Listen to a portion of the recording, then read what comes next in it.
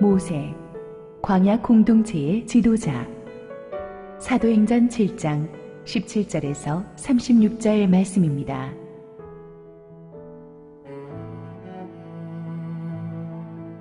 하나님이 아브라함에게 약속하신 때가 가까움에 이스라엘 백성이 애굽에서 번성하여 많아졌더니 요셉을 알지 못하는 새 임금이 애굽 왕위에 오르매 그가 우리 족속에게 교활한 방법을 써서 조상들을 괴롭게 하여 그 어린 아이들을 내버려 살지 못하게 하려 할세. 그때 모세가 났는데 하나님 보시기에 아름다운지라 그의 아버지의 집에서 3달 동안 길리더니 버려진 후에 바로의 딸이 그를 데려다가 자기 아들로 기르매 모세가 애굽 사람의 모든 지혜를 배워 그의 말과 하는 일들이 능하더라. 나이가 40이 되매 그 형제 이스라엘 자손을 돌볼 생각이 나더니 한 사람이 원통한 일 당함을 보고 보호하여 압제받는 자를 위하여 원수를 갚아 애굽 사람을 쳐 죽이니라.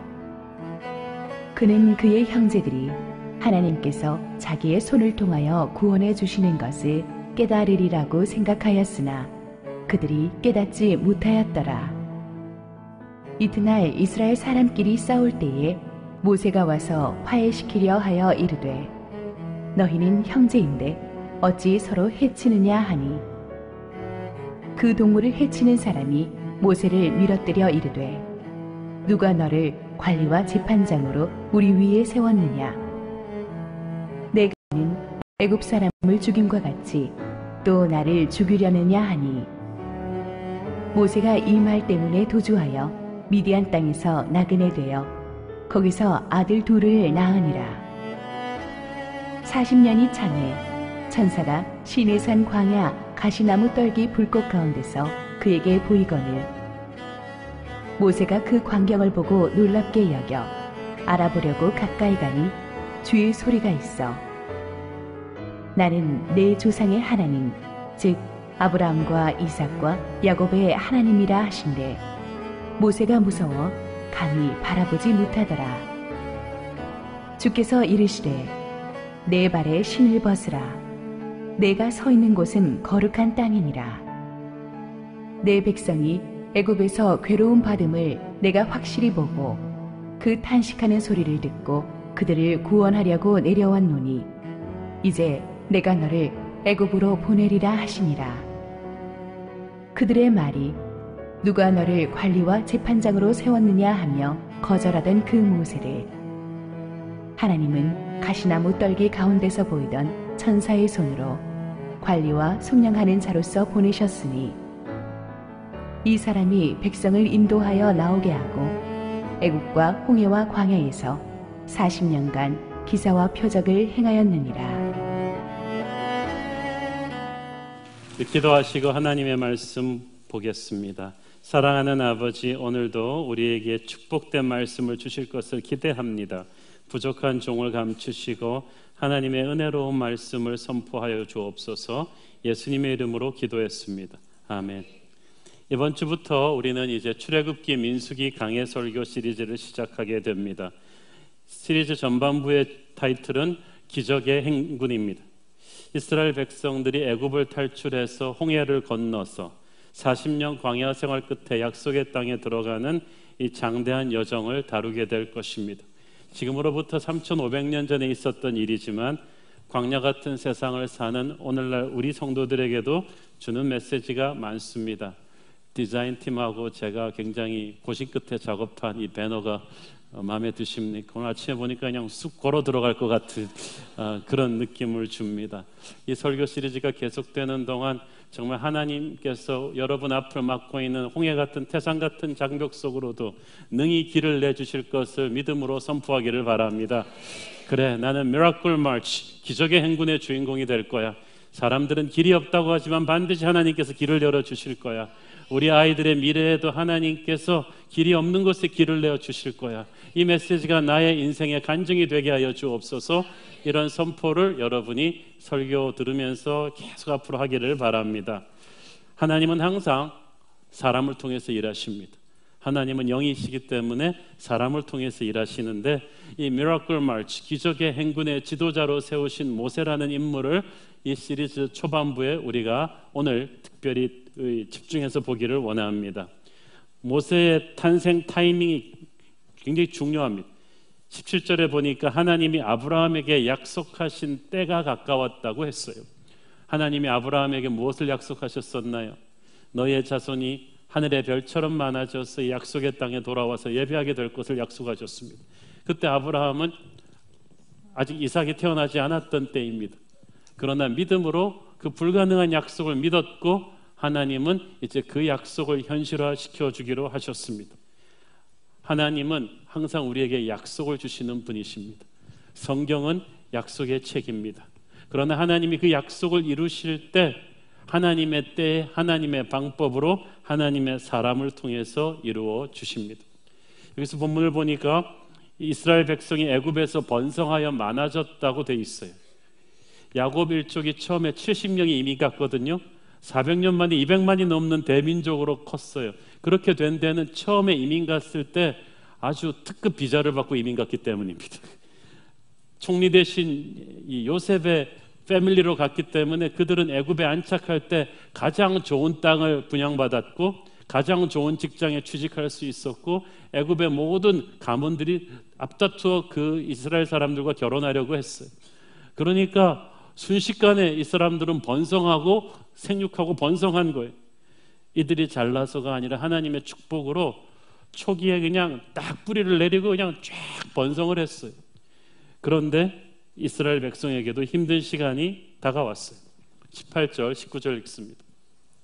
요셉을 알지 못하는 새 임금이 애굽 왕위에 오르매 그가 우리 족속에게 교활한 방법을 써서 조상들을 괴롭게 하여 그 어린아이들을 내버려 살지 못하게 하려 할세.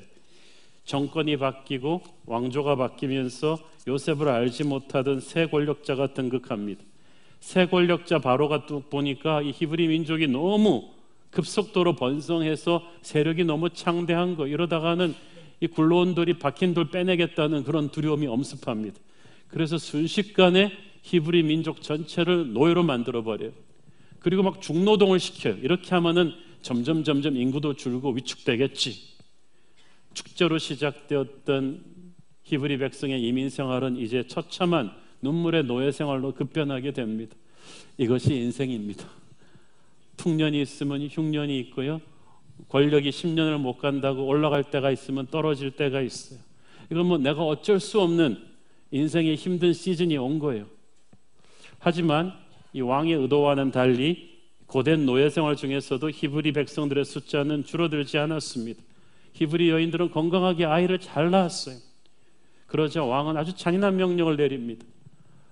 애를 낳아서 계집아이만 살려두고 사내 아이는 전부 다 나일강에 빠뜨려 죽이라는 뭐 전무후무한 잔인한 명령이죠. 노예 생활도 힘들고 어려운데 갓난 사내 아이들을 이렇게 히브리인이라는 죄로 강에 던져 죽였어야 했으니 그 시대 히브리인들이 내뱉었던 그 피눈물을 우리가 가히 짐작이나 할 수 있겠습니까?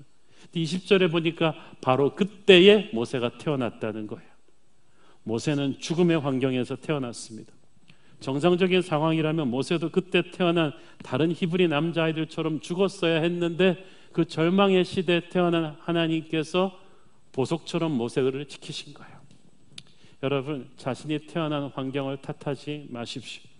요즘 청년들은 툭하면 뭐 흙수저 하는데요. 모세 같은 흙수저가 어디 있습니까? 그리고 금수저, 은수저는 수은 중독 때문에 이렇게 좋지 않습니다. 흙수저가 오히려 건강에 좋아요. 많은 사람들이 자기 태어난 환경 탓을 하고 내가 좀 더 좋은 시대에 태어났더라면 더 잘 됐을 것이라고 하는데요. 모세 같은 흙수저는 없었어요. 사실 히브리인으로 태어나려면 요셉이 살아있을 때 태어나야 돼요. 그러면 든든한 후견인이 있을 때 그때 히브리 아이로 태어나는 건 축복이죠. 태어날 때부터 그냥 금수저로 나왔으니까. 그러나 지금은 아니에요. 히브리 아이로 태어난다는 것은 저주받은 운명이 되는 그 시대에 태어났으니까 모세는 얼마나 절망적인 시대예요. 그러나 절망의 시대에 태어났다 할지라도 하나님이 원하시면 여러분의 절망을 축복으로 바꾸실 줄로 믿습니다. 목수의 흙수저 같은 슬픈 운명을, 죽임당하게 된 그 운명을, 나일강에 던져지게 된 그 운명을 오히려 하나님이 역이용하셔서 어떻게 반전시키십니까? 20절 21절에 보니까 모세가 부모가 태어난 아기를 석 달 동안 몰래 집에서 길렀다고 했습니다. 사실 석 달 동안 아이를 기르는 것은 바로의 명령을 어기는 무서운 일이었어요. 어떤 사람은 모세의 부모가 그래도 아기를 버렸지 않냐고 하는데, 영어 성경에 보니까 석 달 동안 숨기다가 그냥 버린 게 아니고 He was placed outside, 밖으로 내보내졌다고 말하고 있어요. 근데 사실 모세의 부모는 이렇게 무책임하게 아이를 버린 게 아닙니다. 석 달 동안 목숨을 걸고 바로의 명령을 어겼어요. 왜 그랬을까요? 출애굽기 2장 2절을 보세요. 그 여자가 임신하여 아들을 낳으니 그가 잘생긴 것을 보고 석 달 동안 그를 숨겼으나. 이게 이해가 됩니까? 애가 잘생겼다고 안 죽인다. 그럼 뭐 딴 집 애들은 호박이라서 다 죽이고. 그건 아니죠. 자기 부모 눈에 안 잘생긴 애가 어디 있어요. 근데 그게 단순히 인간적으로 인물 좋은 게 아니에요. 오늘의 본문 20절에 비밀이 풀리죠. 그때에 모세가 낳는데 하나님 보시기에 아름다운지라 그의 아버지의 집에서 석 달 동안 길리더니. 하나님 보시기에 아름다웠다. 그러니까 he had a divine touch. 하나님의 어떤 보호하심이 이 아이한테 있는 거예요. 그래가지고 이 부모가 봐도 애를 함부로 못 하겠는 거예요. 어로라가 있는 거예요. 예수님의 부모가 그랬잖아요. 마리아, 요셉은 어릴 때부터 예수님을 함부로 하지 못했어요. 애가 어릴 때부터 그냥 쿨한 게, 그냥 성령 충만한 게, 이거 뭐 자식인데도 함부로 하지 못하는 그게 있는 거예요. 그래서 모세의 부모도 갓난애지만 그걸 느낀 거예요. 이거 하나님의 어떤 터치가 있는 애인데, 그래서 어떻게든 이 아이를 살려야겠다고 생각한 거예요. 히브리서 11장 23절 보세요. 믿음으로 모세가 낳았을 때 그 부모가 아름다운 아이임을 보고 석 달 동안 숨겨 왕의 명령을 무서워하지 아니하였으며. 이 아름다운 아이라는 말을 영어 성경에 보니까 He was no ordinary child. 이건 보통 애가 아니에요. 하나님의 영광이 있는 애란 말이에요. 그러니까 부모가 왕의 명령도 무섭지 않은 거예요. 하나님이 더 무서우니까 이 아이를 믿음으로 이 부모는 석 달 동안 지키다가 마침내 자기의 인간적인 한계가 된 석 달째에 이 아기를 갈대 상자에 넣어서 placed outside, 나일강 밖으로 흘려보냅니다. 이것은 그냥 아기를 버린 것이 아니라 아기에 대한 자기 집착을 버린 거예요. 믿음의 눈으로 이 아이가 하나님의 아이임을 알았기 때문에 이 아이의 운명을 하나님의 손에 맡겨드린 거예요. 아이를 믿음으로 내려놓은 거죠. 어떻게 보면 우리 부모들도 정신적으로 우리의 아이들을 믿음의 나일강에다 내려놓는 게 필요해요. 우리의 집착을 내려놔야 돼요.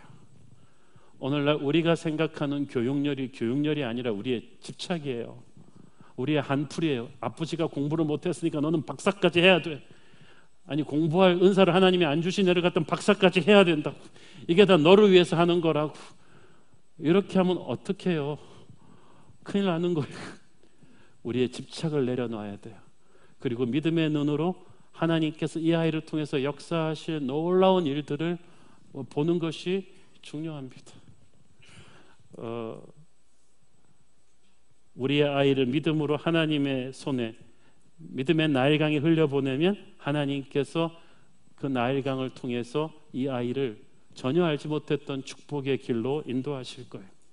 21절에 보니까 버려진 모세를 바로의 딸 이집트 공주가 데려다가 자기 아들로 키웠다고 심플하게 말합니다. 이게 심플한 일이 아니에요. 출애굽기 3장에 보면은 자세한 정황이 나오는데, 일단 이 그냥 상자가 안 되고 물에 잘 뜨는 갈대 상자에다 역청을 칠해가지고 방수 효과가 확실한 거예요. 그래가지고 거기다 아이를 넣어서 떼어보냈는데, 참고로 나일강이 실개천이 아닙니다. 세계 4대 문명 중에 하나인 이집트 문명의 젖줄이 되는 거대한 강이에요. 한강보다 커요, 어떨 때는. 그래가지고 강인데도 풍랑도 일어나고요, 수많은 악어떼, 하마떼가 사는 그런 강이란 말이에요. 그 강물줄기를 타고 이렇게 흘러갈 때 이 누나가 멀리서 이렇게 쫓아갑니다. 배를 타고 갔든지 어떤지 모세의 큰 누나 미리암이 쫓아가면서 애가 어떻게 되나 보는 거예요. 그런데 마침 그날 바로의 딸이 이집트 공주가 목욕하러 나온 거예요. 원래 공주들이 궁전에 집 밖으로 이렇게 잘 목욕하러 맨날 나오지 않아요. 뭐 열대야가 왔든지 뭐 그래가지고 도저히 오늘은 궁전에서 목욕을 못하겠다 그래가지고 가가지고 어떤 지역을 딱 잡고 하는데, 목욕을 하려면 그것이 잔잔한 강가였겠죠. 그런데 아기가 흘러오는 것은 또 다른데요. 근데 하나님의 역사로 하필이면 그날 공주가 목욕하러 나왔고, 하필이면 그 기슭으로 내려오는 그 갈대상자가 딱 타이밍이 맞았어요. 공주 일행이 도착하기 전에 흘러갔으면 너무 늦었을 것이고, 떠난 다음에 흘러왔을 수도 있는데 그럼 또 너무 끝난 거예요. 근데 하나님께서 정확하게 그날따라 공주가 열대야 피해가고 걸로 나오게 하시고, 거기 도착하게 하시고, 정확한 타이밍에 이게 흘러가게 하시고, 그걸 보고 그냥 지나칠 수도 있는데 공주가 저거 좀 갖고 와봐라 그래가지고 그걸 열었어요. 아기를 딱 보게 하시고, 그 공주가 그 아기를 좋아하게 하시고, 그래가지고 그 아기를 키우게 하는 이 모든 것이 하나님의 기가 막힌 섭리입니다.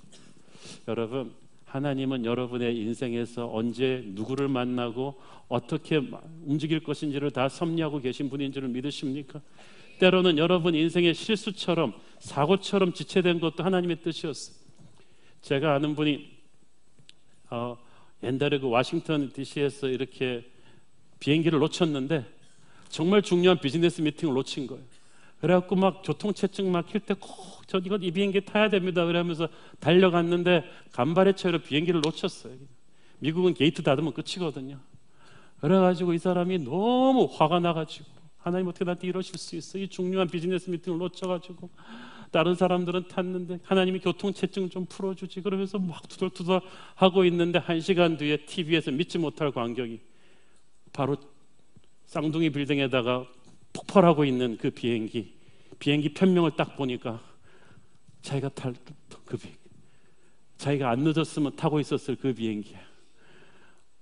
그래서 이 사람이 후들후들 떨면서 이렇게 서 있는데 정신이 멍한 거예요. 그러면서 생각했습니다. 나는 무엇을 위해 살았던가? 내 인생은 오늘 하루 순식간에 끝날 수 있었구나. 간발의 차이로 산다는 게 그런 거예요. 그러면서 돈만 보고 살아왔던 자기의 그런 인생이, 사업을 위해서만 살아왔던 자기의 인생이 팽이처럼 막 돌아가기 시작했어요. 하나님께서 이거는 선물로 주신 것입니다.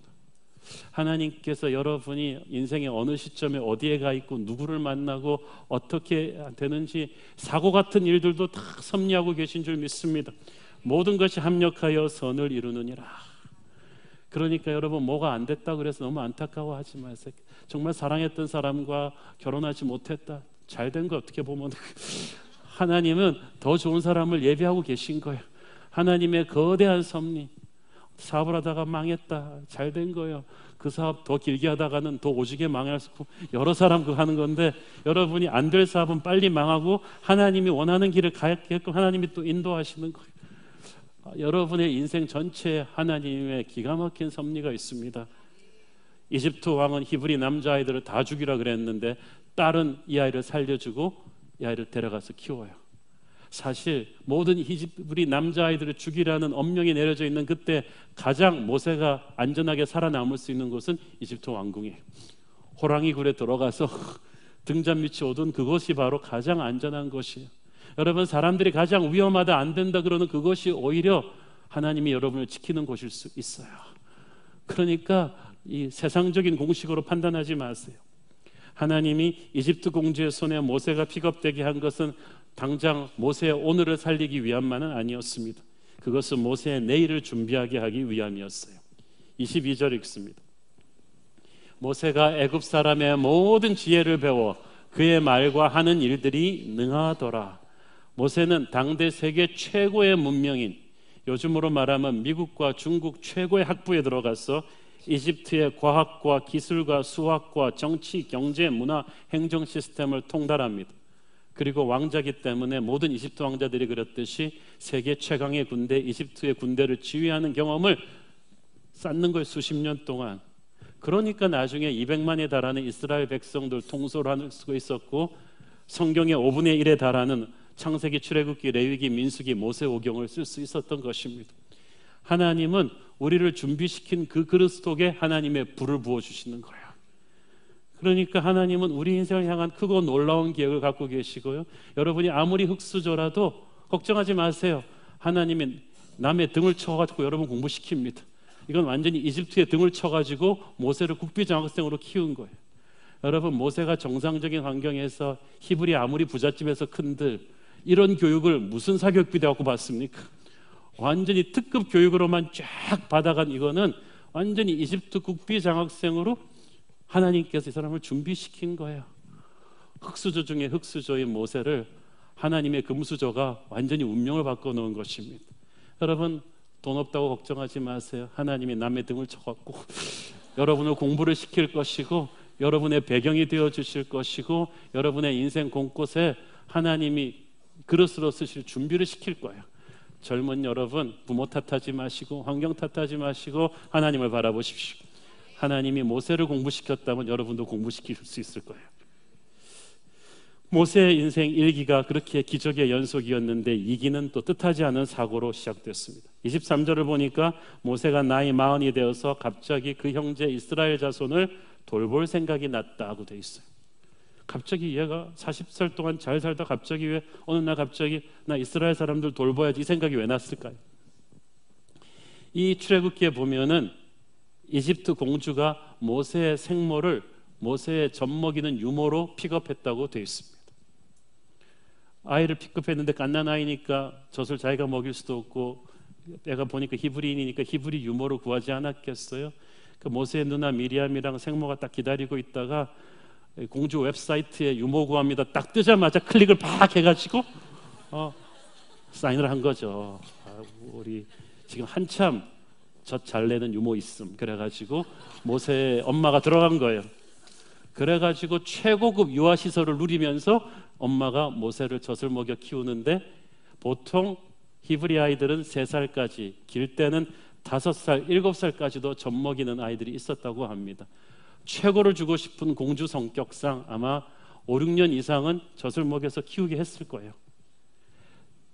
세계적인 심리학자 데니얼 골만의 말에 의하면 인간의 기본 사고체계와 정서지수가 형성되는 시점이 이 0세부터 8세까지예요. 그때에 이 모세가 흠뻑 생모의 사랑을 받았을 거예요.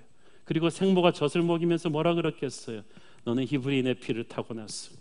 너는 이 백성을 구하기 위해 하나님이 사용하실 도구가 될 거야. 이 메시지를 계속 주입하지 않았겠어요? 그러니까 모세는 벌써 어렸을 때 자기가 하나님의 사람인 것을, 히브리의 핏줄을 타고난 것인 걸 분명히 알았고, 그래서 40년 동안 이집트의 제왕 수업을 받을 때 다른 스포일된 이집트 왕자들과는 사는 자세가 달랐을 것입니다. 그러던 그가 나이 40이 되던 해 뜻밖의 사건이 터진 거예요. 길에 지나가다가 히브리인이 이집트인에게 원통한 일을 당하는 걸 본 것입니다. 사실 뭐 히브리인들은 노예 클래스니까 이런 일이 비일비재했죠. 근데 그날만큼은 모세 감정이 확, 정의의 사나이 그러면서 확 일어났어. 몸에 익힌 이집트 무술로 그냥 아자 그러면서 탁 죽였단 말이에요. 사고였죠. 근데 그 당시 길에 지나가는 사람을 죽이고도 무사할 수 있는 건 왕족들 뿐입니다. 왕자니까 한 거예요. 그러면서 생각했겠죠. 자, 이제 히브리 형제들이 내가 그들을 구원하러 보낸 하나님의 도구인 걸 알게 되겠지. 왕자가 아니고서야 누가 감히 사람을 죽여서까지 이 사람들 도와주겠어. 다들 나를 자랑스러워할 거야, 히브리 민족은. 그런데 그게 모세의 착각이었어요. 의기양양해진 모세가 그 다음날 지나가다가 이스라엘 사람들끼리 싸우는 걸 보고 또 뛰어들어 화해시키려고 했습니다. 형제끼리 싸우면 안 되죠. 그런데 이스라엘 사람이 갑자기 모세를 밀쳐내면서 누가 너를 우리의 재판장으로 세웠어? 어제는 이집트인 죽이더니 오늘 나도 죽이겠네? 이러는 거야. 감히 정상적인 상황이라면 이집트에서 노예가 하늘 같은 왕자님한테 할 수 없는 말을 한 거예요. 그것은 이미 노예가 이 히브리인들 사이에 모세가 히브리 핏줄이라는 소문이 다 퍼진 거예요. 그러니까 이렇게 함부로 말할 수가 있죠. 사실 이 사실을 알고 나서 히브리인들은 자랑스러워한 게 아니라 화가 났어요. 같은 히브리 핏줄이면서 저거는 어떻게 재수가 좋아서 공주의 양자로 들어가서 우리는 이 고생하는데 호의호식하면서 이렇게 자라가지고 뭐 이제는 우리의 구원자가 되겠다고? 그러면서 막 고가운 거예요. 화가 난 거예요. 모든 상황은 이렇게 양면성이 있어요. 모세 생각에는 자기가 왕자의 신분으로 이 백성을 구원해 주는 게 백성들이 고마워할 일이라고 생각했는데 받는 백성들 중에서는 전혀 그렇지 않은 거예요. 잘난 체 한다고 생각을 한 거예요. 그래서 모세는 그때부터 자기의 정체성이 막 흔들리기 시작하면서 살인한 것이, 그리고 자기가 히브리 핏줄인 것이 이집트 왕궁에도 알려지는 것을 막 두려워하면서 이집트를 정신없이 탈출하고 맙니다. 괜히 어려움에 처한 동족을 도우려다가 배신당한 모세의 마음이 얼마나 억울하고 얼마나 분했겠어요. 우리도 종종 이런 일을 겪습니다. 나쁜 일 하려고 그러는 것도 아니고 남을 돕고 싶었고 하나님의 일을 하려고 했는데 사람들은 내게 삿대질하고 대드는 거예요. 우리가 왜 너를 따라야 되냐? 잘 먹고 잘 사는 금수저인 네가 우리 고생을 아느냐? 자기가 도우려는 사람들에게서 이런 말을 들으니까 모세는 뭐 가슴이 찢어지는 것 같았어요. 자신감이 산산조각이 났습니다. 자기는 왕자로서 자기 능력으로 동족을 구원하고 싶었지만 한 거라고는 사람 한 명 죽이고 동족의 원망을 들으며 도망자가 되는 것뿐이었어요. 여러분, 하나님의 비전을 나의 힘으로 이루려고 할 때 이렇게 부서져요. 그래서 모세는 광야 생활을 시작합니다. 이 시간은 하나님이 모세를 믿으시는 시간입니다. 사실 40살의 모세는 인생의 절정에 있었어요. 핸섬하죠, 총명하죠, 용맹하죠. 그러니까 리더십 있죠. 모든 이집트 여인들이 오빠 그러는 완전 특급 신랑감이었단 말이에요. 만약 하나님이 이때 모세를 부르셨다면 아마 모세는 거만하게 말했을 거예요. 역시 하나님은 사람을 제대로 보실 줄 아시는군요. 저만큼 스펙을 갖춘 사람도 없죠. 하나님도 아마 저 같은 사람 찾기는 어려울 겁니다. 잘 보셨어요. 이러고 나섰을 거예요. 근데 하나님은 그렇게 안 하셨어요. 모세를 완전히 추락시키셔서 도망자로 광야로 가서 그는 왕자가 아닌 한 이름 없는 족장의 딸과 결혼해서 40년을 처가살이하는 목동으로 썩어야만 했습니다. 여러분, 우리가 능력이 있을 때 하나님이 역사하지 않아요. 내가 뭔가 할 수 있다고 생각할 때 역사하지 않아요. 하나님은 우리가 완전히 꼬꾸라졌을 때부터 시작하십니다. 40년이 흐르면서 하나님은 안 변하셨는데 모세가 변했습니다. 우람하고 멋있는 덩치의 모세는 이제 쭈글쭈글한 연약한 80대 노인이 되어버렸습니다.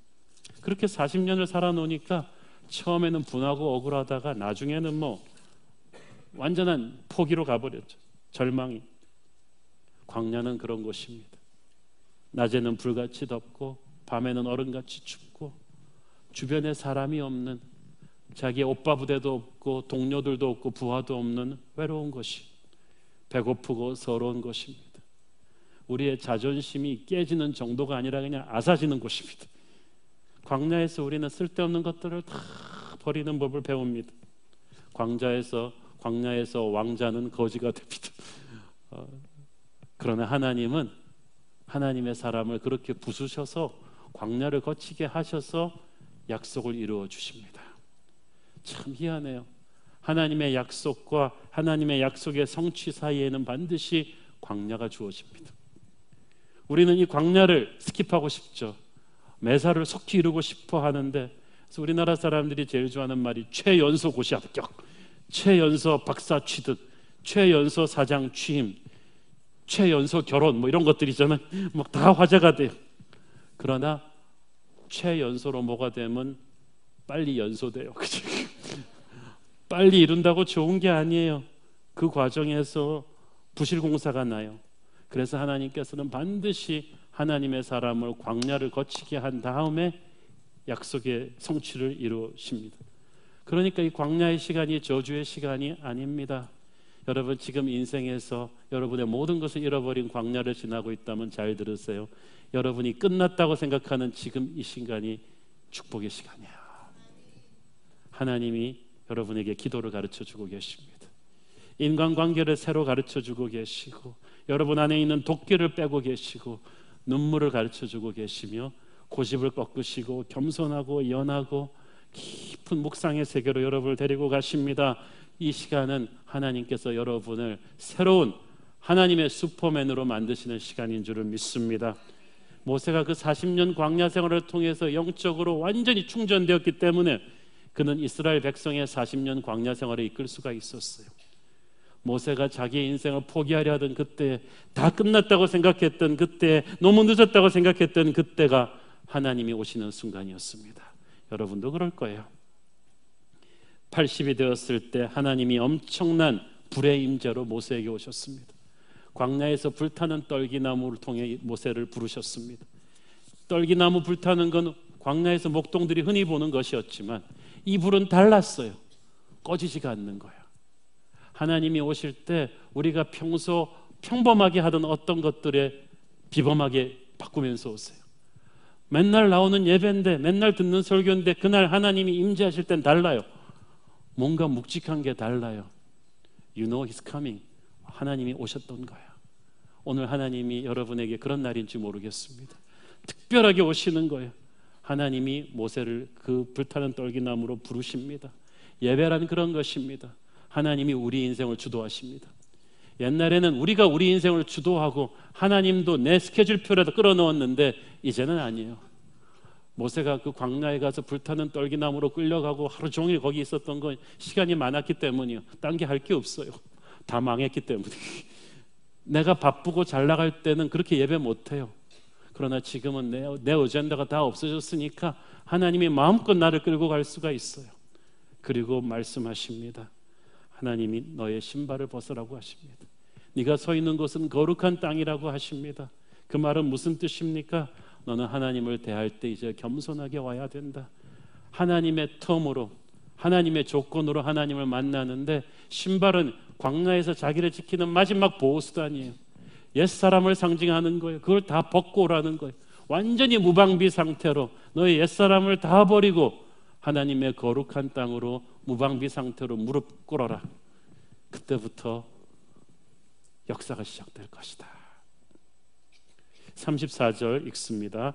내 백성이 애굽에서 괴로움 받음을 내가 확실히 보고 그 탄식하는 소리를 듣고 그들을 구원하려고 내려왔느니 이제 내가 너를 애굽으로 보내리라 하시니라. 이 말을 들었을 때 모세가 너무 좋아서 가슴이 뛰었을까요? 오 예스! 그러면서 기다리던 애굽으로 드디어 나를 보내시는군요. 그래, 나를 구박하던 바로랑 니들 다 죽었어. 그러면서 막 모세가 흥분했을까요? 아니에요. 출애굽기에 보면 모세는 몇 번씩 애굽으로 가기를 거부했다고 돼 있어요. 모르면 몰라도 애굽이라는 말 듣고 그냥 트라우마로 털썩 주저앉았을 것 같아요.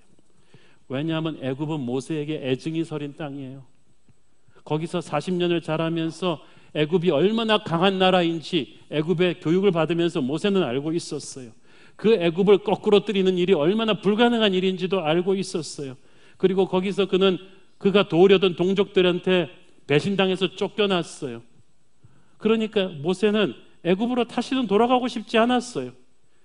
애굽 소리만 들어도 소름이 끼치는데 하나님께서 그 악몽 같은 두려움 애굽으로 그를 보내시겠다는 거예요. 하나님의 부르심이 애굽이에요. 나의 가장 큰 두려움으로 컴백하는 거예요. 근데 이상한 말 같지만 두려움을 극복하는 유일한 길이 두려움을 돌파하는 거예요. 피하는 게 아니라. 여러분, 그 공수부대들이 에어쇼 하면서 탁 몇천 피트 상공에서, 만 피트 상공에서 낙하산으로 탁 뛰어내릴 때 공수부대들은 한 이 정도까지는 안 낙하산 안 펴다가 초나같이 내려오다가 확 피잖아요. 야, 인간이 어떻게 저렇게 겁이 없지? 근데 겁이 없는 게 아니라 그걸 극복한 거예요. 공수부대가 이걸 어떻게 가르치는지 아세요? 처음에는 10m 높이 훈련장에서부터 뛰어내리게 해요. 뭐 두려워하지 마세요. 그런 말 안 시켜요. 그냥 내밀어 버리는 거예요. 두려움 속으로 뛰어들게 해서 두려움을 극복하게 하는 거예요. 독감 예방주사 원리가 그거예요. 독감 예방주사가 독감 치료제가 아니에요. 독감 바이러스를 미리 주입하는 거예요. 그래가지고 우리 신체가 그 바이러스의 항체를 만들고 면역이 생기게 되면 진짜 독감이 올 때 그거를 이기는 거죠. 마크 매터슨이라는 요즘 미국이 주목하는 좋은 목사님이 계십니다. 젊은 목사님이에요. 저랑 나이가 비슷하니까 젊은 목사님. 근데 이분이 10여 년 전에 워싱턴 DC 지역에서 교회를 개척한 것이 폭발적으로 성장해서 현재 미국에서 가장 다이나믹하게 성장하는 이 대형 교회 중 하나가 되었죠. 그런데 그분이 그 전에 시카고에서 먼저 교회를 개척했다가 아주 오지게 실패한 적이 있다고 합니다. 그런데 이분 말이 오히려 그 첫 번째 실패가 두 번째 워싱턴에서 개척할 때 담대한 마음을 주었대요. 왜냐하면 목사님들이 개척교회 안 하려는 최악의 공포는 교회가 안 돼서 문 닫는 건데 자기가 이미 한번 문 닫아보고 나니까 죽을 정도는 아니었대요. 그래서 두 번째는 오히려 담대하게 할 수 있었다고 합니다. 그가 말하기를 실패를 이기는 유일한 길은 그냥 실패를 한번 해보는 것이고 거절감을 극복하는 길은 몇 번 거절당해 보는 것이다. 여자들한테 한 번 차였다고 자살하는 애들은 몇 번 안 차여봤기 때문에 그러는 것이다. 두려움을 극복하는 길은 바로 그 두려움과 정면 충돌하는 것뿐이다. 그래서 성경에 나오는 하나님의 사람들을 하나님이 부르실 때 대부분 그 부르심은 과거에 그들이 가장 두려워하는 것을 직면하게 하시는 거예요. 제가 어렸을 적에 개척교회 목사의 아들로 자라면서 개척교회 힘들다는 것을 뼈저리게 체험하고 나서 어린 나이에 맹세한 게 있습니다. 내가 절대로 목사는 안 한다. 근데 여러분 절대 그렇게 기도하면 안 되는 거 아시죠?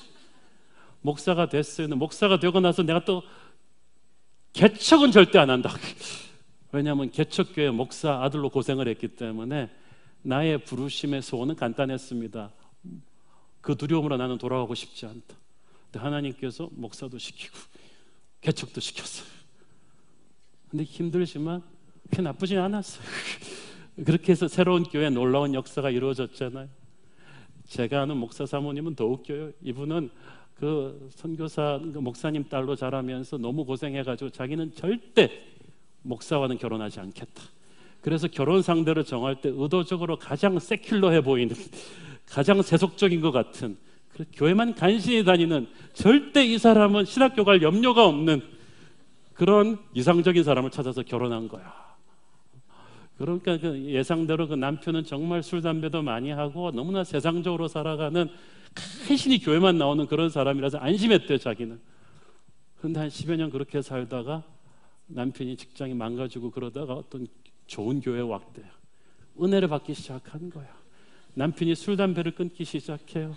큐티를 하기 시작해. 이건 뭔가 심상치 않다는 것을 느끼고 있는데 어느 날 몇 년이 지나서 남편이 잠깐 얘기 좀 하죠. 이 부부끼리 잠깐 얘기 좀 하자 그럴 때는 느낌이 있잖아요.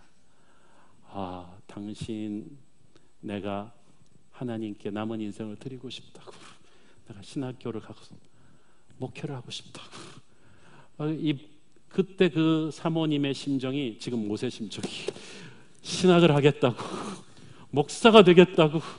그리고 깨달은 거예요. 부르심이란 게 이렇게 무서운 것이구나. 요나가 니느웨로 가는 걸 피하려고 다시스로 가는 배를 탄다고 되는 일이 아닌 거예요. 오히려 가장 그 무서운 두려움 속으로 점프해 들어갈 때 하나님의 역사가 열립니다. 여러분의 가장 큰 두려움 뒤에 어쩌면 여러분을 향한 가장 위대한 하나님의 기회가 있는지도 모르겠어요. 마귀가 그걸 알기 때문에 끊임없이 두려움을 주입하면서 여러분을 막으려고 하는데 이걸 정면 돌파하는 거예요.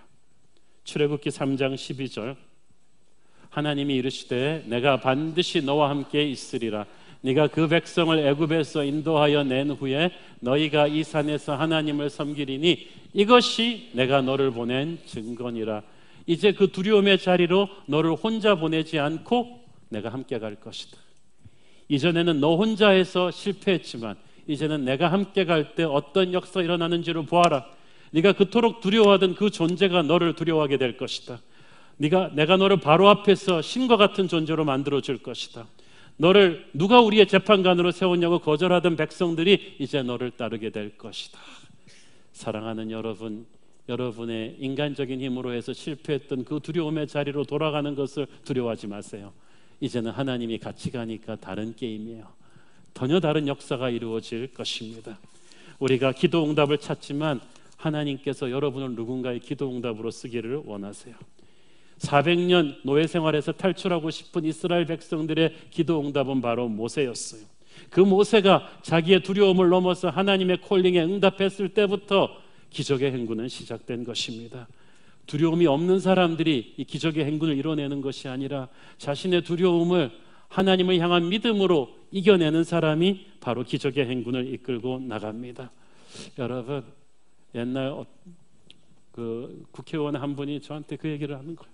우리나라 정치가 너무 썩고 큰일 났다는 거예요. 그분한테 뭐라 그랬겠어요?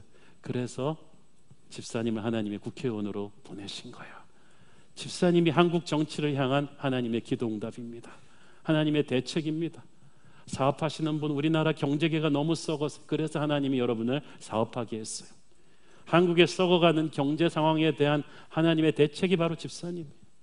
한국 교회가 너무 썩었어요. 그래서 당신을 목사 만드신 거예요. 한국 교회에 대한 하나님의 대책이에요. 여러분이 하나님의 대책입니다. 여러분이 하나님의 기도 응답입니다. 우리는 슈퍼맨이 아닙니다. 저도 담대한 사람이 아닙니다. 매일매일 목회하는 것이 두렵습니다만은 하나님이 아무 때나 아무에게나 말씀하지 않는다는 걸 나는 믿습니다. 하나님이 어릴 때부터 핏덩이 때부터 모세 핏덩이 때부터 인도하셨듯이 나의 인생의 모든 부분을 섭리하시고 여기까지 이끌어 오셨다는 것을 믿습니다. 하나님의 사명을 위해서 쓰시려고. 우리 다 두렵고 떨리지만 그 사명을 하나님과 함께 가겠다는 그 결심으로 믿음으로 예스하는 그 사람들, 바로 기적의 행군의 주인공이 될 것입니다. 바로 그 사람들이 홍해의 길을 내고 걸어 들어갈 것이고 그때부터 여러분은 축복을 누리게 될 것입니다. 저와 여러분이 이런 기적의 행군의 주인공 되기를 축원합니다. 기도하겠습니다. 사랑하는 아버지, 은혜를 감사합니다. 아버지, 우리가 정말 모두 연약하고 힘들지만 이제 하나님의 눈으로 우리의 인생을 보게 하여 주옵소서. 갓난아기 때부터 모세의 인생을 섭리하신 하나님께서 우리의 인생도 섭리해 오셨음을 믿습니다. 가장 연약하고 힘든 때에 하나님의 음성을 듣고 일어나게 하옵소서. 예수님 이름으로 기도했습니다. 아멘.